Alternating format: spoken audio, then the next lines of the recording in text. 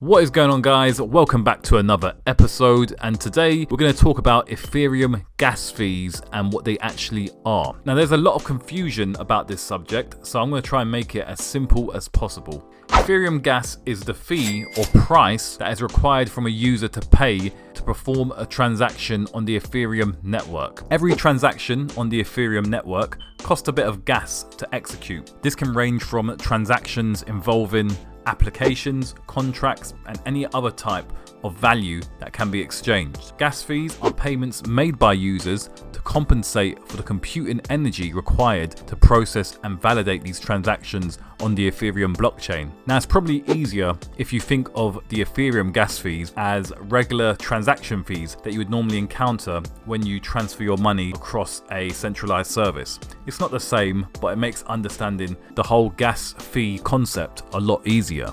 Gas fees / transaction fees are paid using ETH. However, they are represented by another name on the network known as GWEI.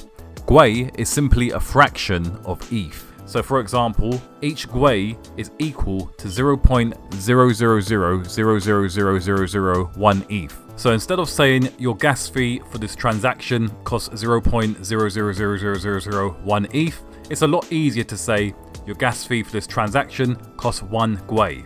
I hope that makes sense. Now, the amount of gas you need to execute a transaction depends on the size of the transaction and how fast you would like the transaction to be processed. And the bigger and faster the transaction, the more gas you can expect to pay. Likewise, if your transaction is smaller and you don't mind it being processed at a later time, you can pay less gas. Now, gas fees are necessary in order to keep the Ethereum network secure and safe. By requiring a fee for every transaction, you can prevent people from spamming the network and wasting resources. Now, Ethereum gas fees can be extremely expensive, and that's because it is the main network that everyone is using in the crypto space. The busier it gets, the higher the transaction fees. These fees get so high that you won't believe it until you actually see it with your own eyes. Now, there are cheaper alternatives such as Solana, Cardano, etc. However, these are not as popular as Ethereum, so adoption will take a little bit of time. There are also layer 2 solutions such as Polygon, which makes transaction fees on Ethereum a lot cheaper, but we'll cover that in a future video.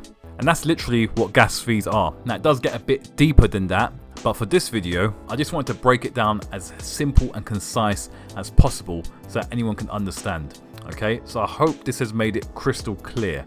If you enjoyed this video, give it a thumbs up and subscribe if you want to be educated further on everything to do with cryptocurrency. Stay tuned because we've got some awesome videos coming out in the future, and I will speak to you in the next one. Take care, peace.